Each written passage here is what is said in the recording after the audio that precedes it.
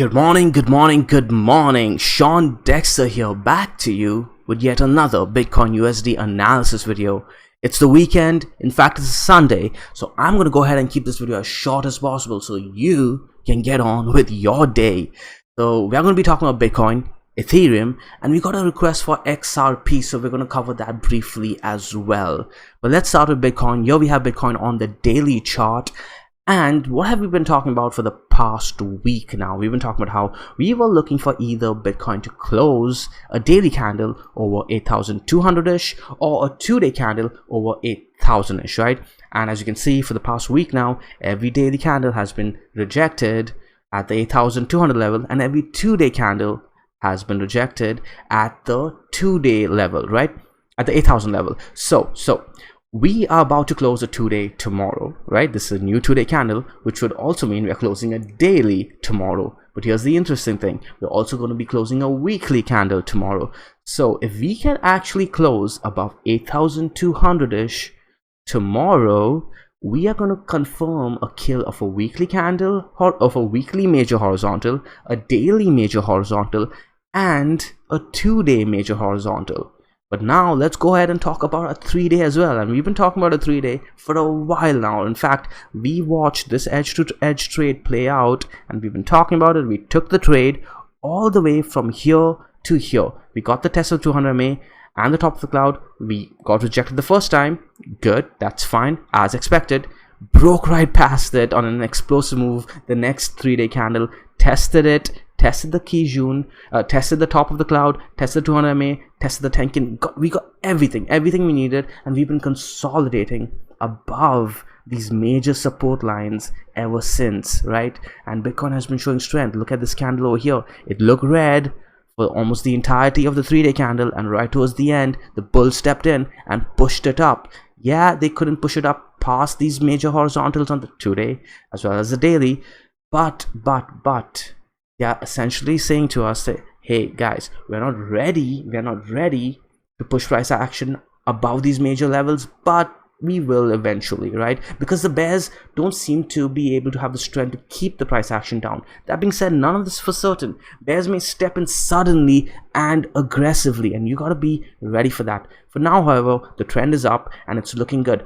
We are above all major supports, and we're consolidating very close to major resistance, and it looks like we may just break very soon because Bitcoin is showing signs of an explosive move.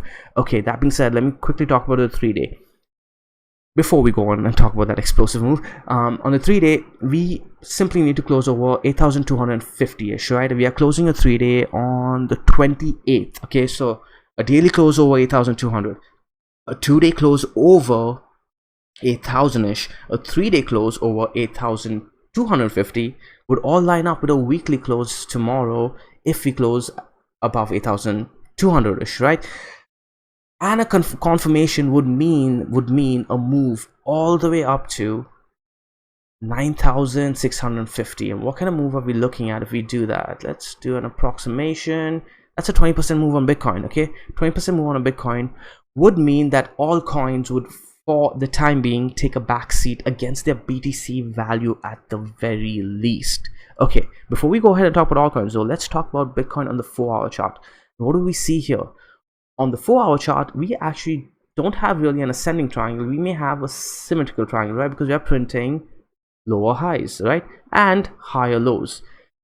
But as you can see, we are maturing on this triangle pretty damn, like it's pretty mature. It's pretty mature, and it looks like Bitcoin's putting a bull flag over here. You can see the pole and the flag. Looks like it may break to the upside very soon, but or we could break down to the bottom of the triangle and then try again over here, or we could just go down and test 7,200 if we break to the downside. We'll talk about that too. Let's turn on our EMAs quickly first.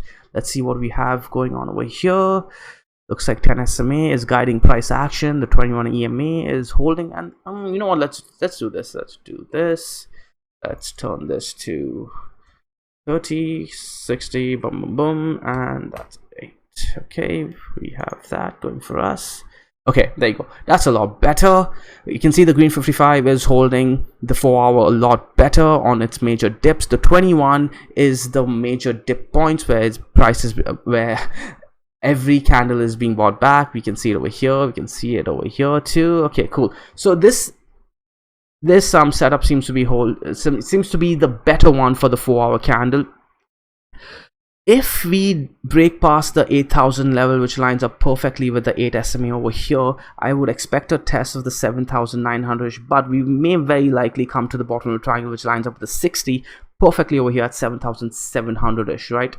Let's see how today pans out. Keep in mind that it is a Sunday. I think it's a long weekend in North America too, so Monday might be a holiday as well. I wouldn't be surprised, guys. I wouldn't be surprised if we make a surprise FU move to the downside, right, and test the 7,200-ish level. The 21 EMA is moving up very aggressively. We're all the way at what, 7,000 now? That's crazy. The green 55 is at 61. So a break of this zone would mean an aggressive move to 6,100. It lines up with the Kijun as well, I believe. There we go, perfect. But honestly, I would not want to see a break of this pattern, because then I'd be gunning for, that would mean a weekly rejection, guys. Because remember, we've been talking about a weekly close about 8,200, and if we make a move suddenly down to the downside, I would be expecting us to meet price over here at 5,600-ish now, or let's say 5,400 to 5,600, that range too. But keep in mind, look at the 10 SMA on the weekly. It's moving so aggressively up. That's nuts. Okay, and look at the candle here. What is this looking like to you? This is going to be a very, very bullish candle close. If we close the weekly anything like this, it's going to mean that we made an aggressive move to the upside. We had a pullback, yes. The bears tried to push price action down, but the bulls just stepped in and brought it all back up. So let's see how the week closes. It'll be very, very interesting. Again, a quick recap: Bitcoin breaking up over 8,200 would mean a quick move to the upside. However, if we do close a weekly under 7,400, I would be looking for a move to 5,500-ish, 5,550 average. Okay, I don't like giving exact targets. I don't want this to be a target sort of channel. Okay, so now let's talk about Ethereum. Okay, it's put on Coinbase. Ethereum is looking really good for now too. On the weekly, on the higher time frames rather, it is looking really good. Like we said, we've been playing this on the weekly. As long as it's sitting around over 239, 240-ish, we are sitting pretty, and the weekly seems to be doing just that. We broke past the green 55, we came and tested the green 55 again, and now we're consolidating near this major resistance point here. That being said, on the daily, what do we have? Looks like we're having a bull flag. Looks like Ethereum had two really good closes. We had a close over the 10 SMA, and then we held it yesterday, and now we're sort of like, you know, playing above this level here, but the 10 SMA is angling to the downside. And if you guys see all this wick action over here, that's the kind of thing I like to see. It looks like the bears are pushing the price back down pretty well, and the bulls are managing to hold it above these major levels. So if you guys do remember, from a couple of days ago, we talked about wanting Ethereum to close and hold about 248.50-ish, and we've been doing that for now. Okay, let's go ahead and look at the 12-hour. 12-hour seems to be getting price action a lot better. As you can see, the 21 EMA held. This was the bounce that we talked about, right? And the test of the 10 SMA. We talked about this a couple of days ago. We got that. It was perfect. And now we're holding over the 10 SMA pretty goddamn well. Okay, and this is a really good bull flag, guys. I think it looks like we want to break up when you look at the higher time frames, but I really don't like how we kind of seem to be drooping down. You can see even on the 4-hour, we've given up the 10 SMA over here. It just, at times like this, I would go with the larger trend. I would go with the larger trend in the higher time frames that are all looking extremely bullish. You go on over to our EMAs on the daily. We do have our golden cross. The 21 EMA is moving up aggressively. Let's look at our Ichimoku. The Tenki is moving up. The Kijun's moving up. That's good, showing the trend is still pretty strong. Okay, so for now, it's more of a waiting game, right? With Ethereum, with Bitcoin, all of it is a waiting game. And a big part of this world, of the trading world, is patience. It's patience. It's not getting too aggressive or too scared too early, waiting for the right opportunity moments and making your plays then. So the play for Ethereum, if you're not already in position, okay, and if you guys do remember, we've been getting in position all the way from the 134 region and adding in the right spots. It's about being patient and waiting for the right times to de-risk and be aggressive. Okay, So what are we looking for? Either a break over the 269 level, right? And we've been talking about this. This zone over here, this red zone over here, we have drawn on a bitstamp chart.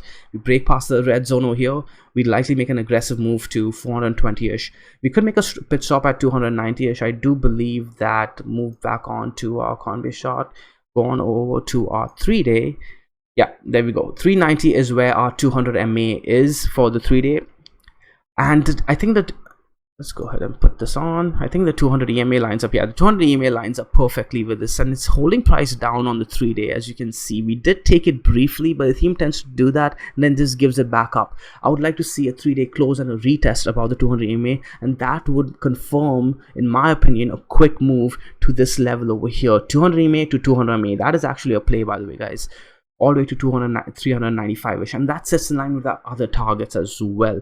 Ethereum looks like it's printing a bull flag for now, but keep an eye on it. Things may turn very, very soon. Like I said, I would not be surprised if Bitcoin makes an FU move to the downside before taking price back up again. So if Bitcoin makes that move, Ethereum is likely to follow and make a similar FU move, and it has done it in the past. Look at this, right? We are printing a sort of bull flag. I haven't drawn it yet, but it looks like we are printing a bull flag over here. Made the FU move to the downside. The trend was still in track and still on track, and we went up and above anyway. So a lot of people probably got liquidated here. I got shook out a little bit off my position over here. I de-risked a little bit, got back in though when the signs were clear that the trend is still intact, and we went back up. Okay, cool. And that's another thing, guys. Sometimes you need to know when you're wrong about being wrong, and we'll talk about that in future videos. Now, what else do we have to talk about? Okay, XRP. I do want to keep these videos short, so let's go ahead and pull up XRP USD quickly. Got a request for this.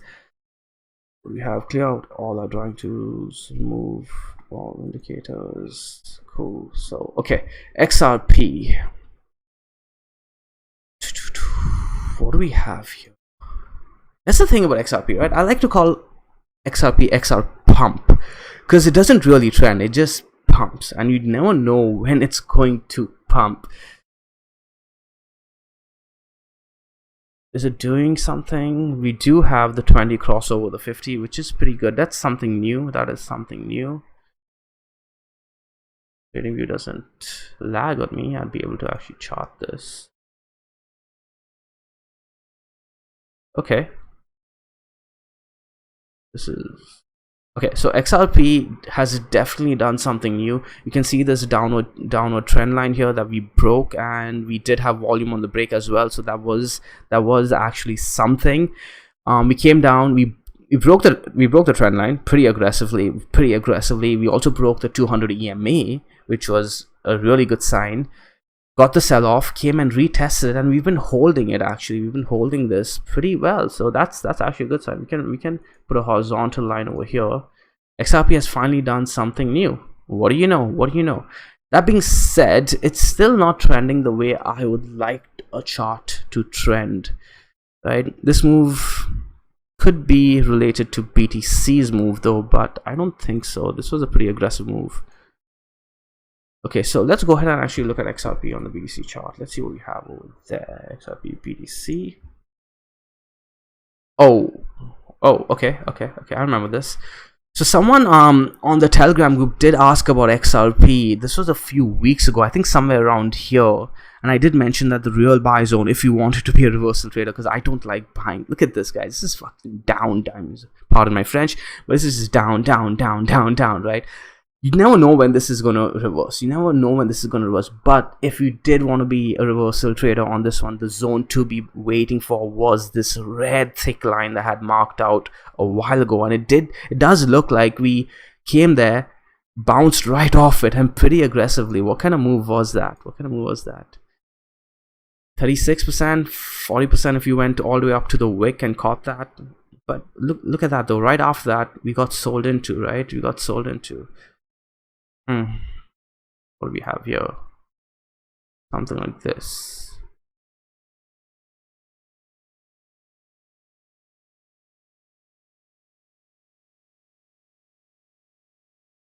That's how you spell wrecked.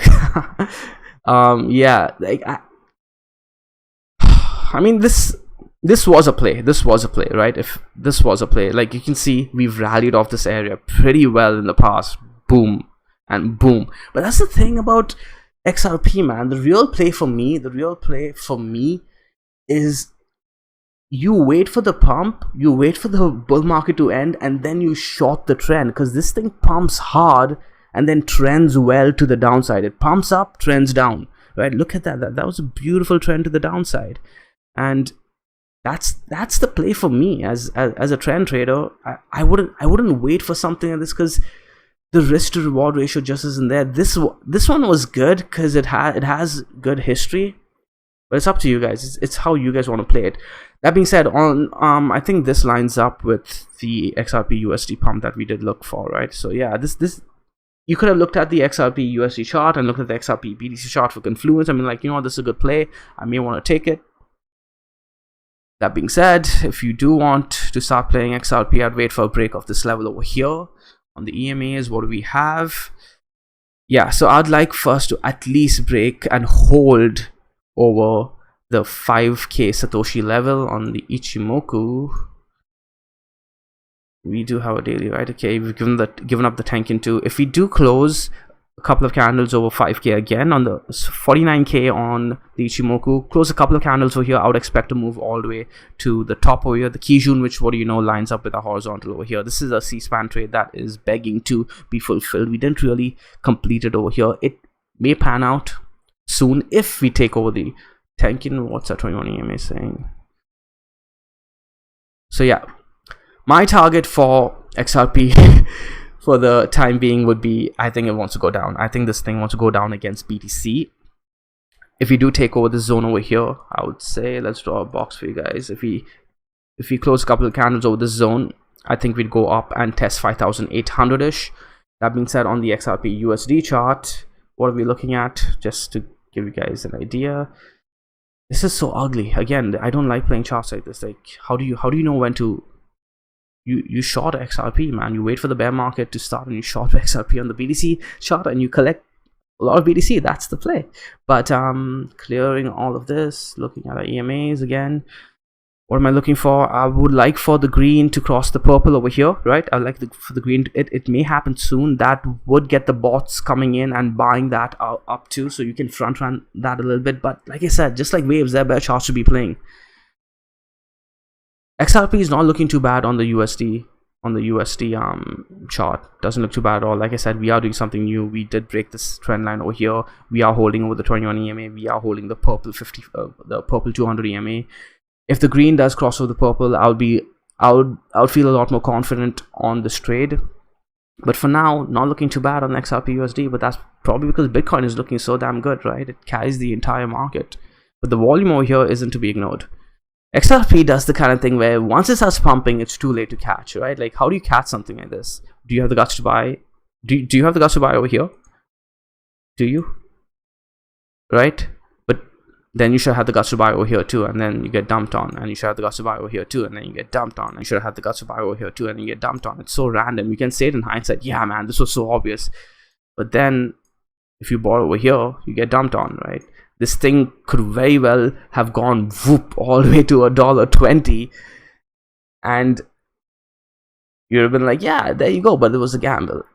Again, that's what I have to say about XRP. It pumps suddenly. XRP is usually the kind of coin that you gamble on, or you could play it based on fundamentals. But that's not something I want to talk about today. We will discuss the fundamentals of various coins on Ethereum, XRP, on Litecoin, on Holocoin, on everything, right? Fundamentals has been my forte for the longest while. I do have a lot of background in computer science, and I do have my master's. I was supposed to do my PhD in blockchain technology actually before I got sucked into the world of trading.